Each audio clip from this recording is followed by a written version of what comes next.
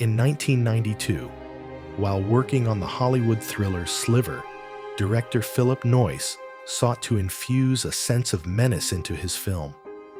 He decided that footage of the inside of a fiery volcano would achieve this perfectly. After all, few sights in nature evoke more dread than a smoldering volcano poised to erupt with a deafening roar and an earth-shaking rumble. To capture this dramatic imagery, experienced cameramen Michael Benson and Duddy were sent to Hawaii's Volcanoes National Park. Benson, a seasoned professional, had previously worked on major Hollywood productions like Patriot Games and Terminator 2. Their chosen volcano recently erupted, leaving a jagged and distorted summit. Below its peak lay a seething crater, a cauldron of molten lava bubbling and hissing. Toxic gases spewed from the lava, curling into thick, smoky clouds that loomed ominously above the summit. The setting was ideal for their purpose, but also incredibly intimidating. Wanting to avoid bad luck, Benson and Duddy followed a local superstition. According to Hawaiian legend, the fierce goddess Madame Pell resided within the volcano, and she was said to have a liking for gin. As a gesture of respect, and perhaps for protection, the two men brought a bottle of gin to toss into the crater, hoping it would ensure their safety and favorable weather conditions during filming. They selected Saturday, November 21st, as the best day for the shoot. That morning, they hired local pilot Craig Hosking, who flew them in a Bell Jet Ranger helicopter from Hilo Bay Airfield to the volcano. The weather, however, was far from ideal. Foggy and damp conditions cloaked the summit in ash and sulfuric clouds, reducing visibility. As the helicopter made its first pass over the crater, the men peered into the depths below.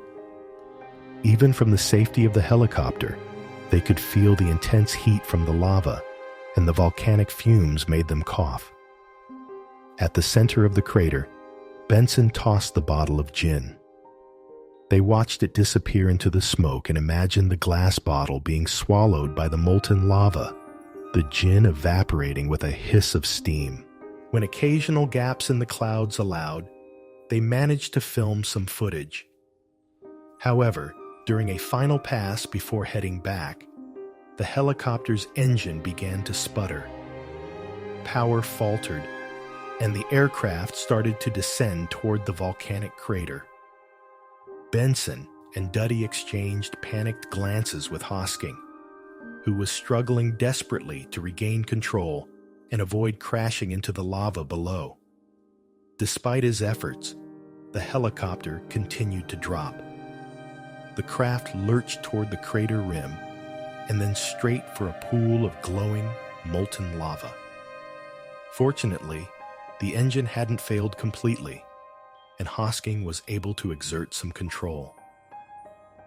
As they neared the crater floor, Hosking steered toward a narrow ledge of solid rock just above the lava pool.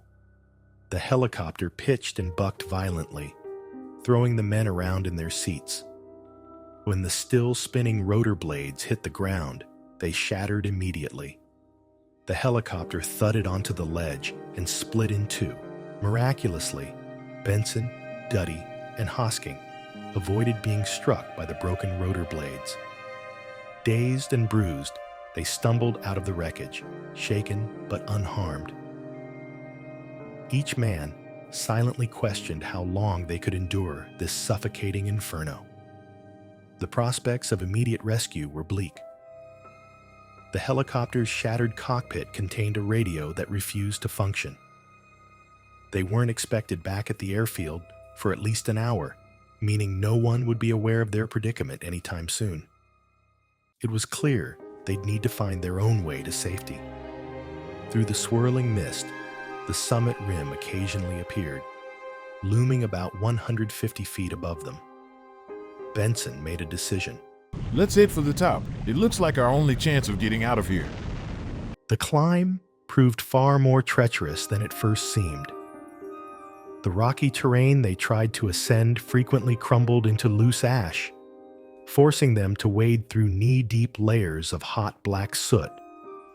After 15 grueling minutes, they had only managed to climb about 75 feet, halfway up the slope.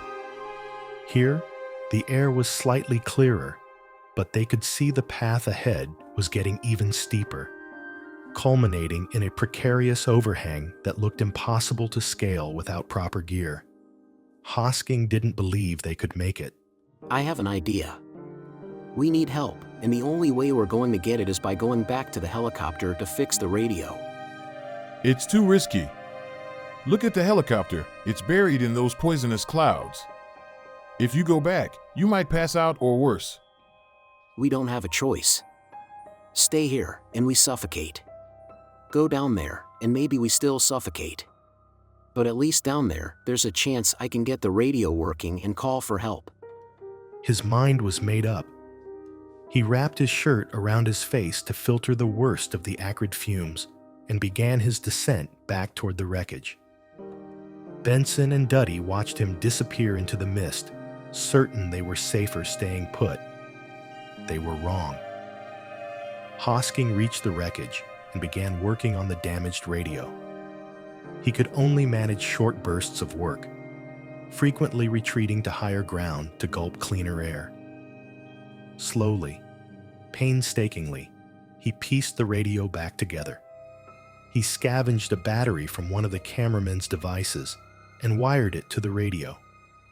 After a tense hour, the radio sputtered to life, with static crackling over the volcanic noise. Relief washed over him. He'd fixed it. Tuning into the airfield frequency, Hosking's voice soon broke through to his colleagues at Hilo Bay. Help was finally on the way. An hour later, the reassuring sound of rotor blades filled the air. Don Shearer, a seasoned rescue pilot who knew Hawaii's treacherous terrain well, guided his helicopter above the volcano, ready to bring the stranded men to safety. Shearer's voice crackled over the radio. Craig, I can't see anything down there. The smoke's too dense. You'll have to guide me in. Glad to hear you, Don. Got it. I can hear your rotors, so I'll talk you in. Listening closely through the swirling haze, Hosking caught the rhythmic beat of the helicopter's blades. Gradually, his directions allowed Shearer to get near enough to spot the wreckage. As the chopper hovered just a few feet above the ground, Hosking sprinted toward it and clambered aboard. The smoke billowed beneath him as the helicopter ascended, lifting him clear of the volcano's grasp. At last, Hosking had escaped Madame Pele's fiery domain. Meanwhile, Benson and Duddy were crouched on a ledge midway up the crater. They could hear the faint sound of the helicopter's arrival, though the thick smoke obscured their view. Their hopes sank when the engine noise faded, but knowing that help was in motion gave them some comfort. Rescue was closer than they realized. Hosking's radio transmission had been picked up by National Park rangers, who were now scaling the rim of the crater. The air was so toxic that the rangers had to wear gas masks, and their ropes were slowly deteriorating in the acidic fog. Every so often, they called into the crater, hoping to make contact with the stranded men. Benson and Duddy perked up at the distant sound of the rangers' voices. They jumped up, waving their arms and shouting until their throats ached. But the swirling smoke distorted their voices, bouncing echoes off the crater walls, making it impossible for either group to locate the other. Realizing shouting wouldn't work, the rangers tried another tactic. They tossed ropes over the edge, hoping one might land near the two men. But with the crater spanning nearly 1,000 feet, it was like searching for a needle in a haystack. As night fell, the rangers reluctantly halted their efforts, planning to resume the search the following morning. Throughout the night, torrential rain drenched Benson and Duddy, leaving them shivering in their soaked clothes. Yet, the downpour provided a small blessing. It cooled the stifling heat of the crater. Morning brought no relief, though. The weather worsened, making aerial rescue even more dangerous. Shearer's helicopter, damaged by the volcanic fumes during Hosking's rescue, was now grounded and unsafe to fly. Visibility at the crater's rim had dropped to barely 10 feet. The hours dragged on, and Benson and Duddy faced the grim reality of another night in the crater. Alternating between blistering heat from the lava and freezing rain, they coughed on the fumes, their eyes watering. They had nothing but their shirts to shield their faces from the noxious air. By mid-afternoon, on the second day, Duddy's frustration boiled over. There's got to be another way out. Sitting here waiting isn't working. We need to try escaping on our own. Anything's better than staying here and suffocating.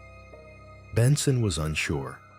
Older and less physically capable than Duddy, he doubted he could make it up the steep, unstable slope to the rim. You go on, Chris. I'll have to stay here. He watched Duddy climb the slope, the swirling smoke gradually swallowing him from sight.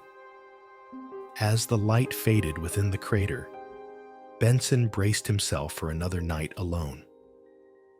When Duddy didn't return, Benson began to believe his friend had made it out.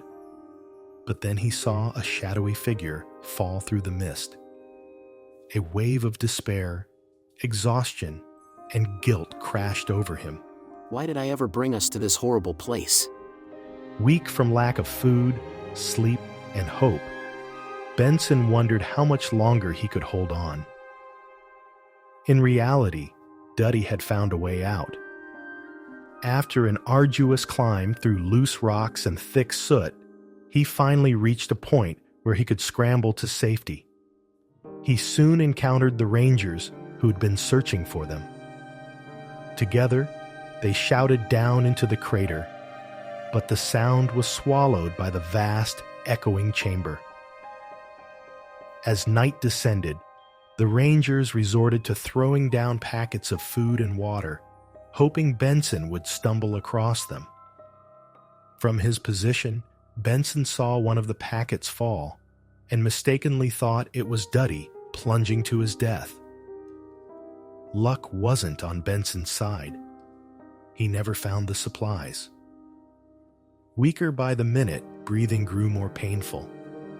His mouth was so parched he couldn't even call for help. The toxic fumes were making him hallucinate. Desperately thirsty, he used his camera's light meter to catch rain, sipping it drop by drop. Morning broke, cold and bleak. Curled up and trembling, Benson doubted he would survive another day. Unbeknownst to him, rescue plans were underway. Overnight, Duddy and Hosking had contacted Tom Hauptman, a renowned rescue pilot known for daring missions. At first light, Hauptman flew over the crater's rim. For the first time, a gap in the clouds revealed Benson's location. The faint sound of the helicopter stirred Benson, who leapt to his feet, waving wildly. Hauptman's helicopter had a large net designed for rescues. However, visibility was poor, and Hauptman felt like he was blindly fishing in muddy water. Twice, the net descended and came up empty. On the third try, fortune finally smiled. The net landed right in front of Benson. Seizing his chance, Benson hurled himself into the net. The helicopter lifted him out of the crater. As he lay in the net, relief and joy overwhelmed him. He had escaped Madame Pelle's clutches after all. Hauptman delivered Benson to the waiting park rangers, who quickly got him into an ambulance bound for Hilo Hospital.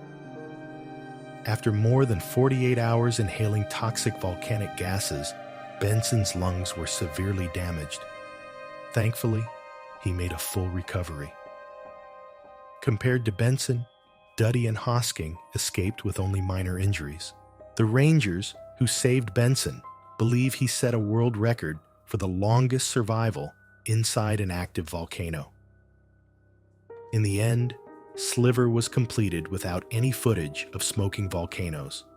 One character in the movie does, however, admit to an obsession with volcanoes and a fantasy of flying into one. Both Don Shearer and Tom Hauptman, the courageous pilots who flew into the volcano, received thanks in the film's credits. And that's the incredible story of survival inside an active volcano. If you enjoyed this video, please give it a thumbs up, and don't forget to subscribe to my channel for more amazing stories like this one. Now, I want to hear from you. What would you have done if you were trapped inside that volcano? Would you have tried to climb out like Duddy or stayed put like Benson? Let me know your thoughts in the comments below. Thanks for watching, and I'll see you in the next video.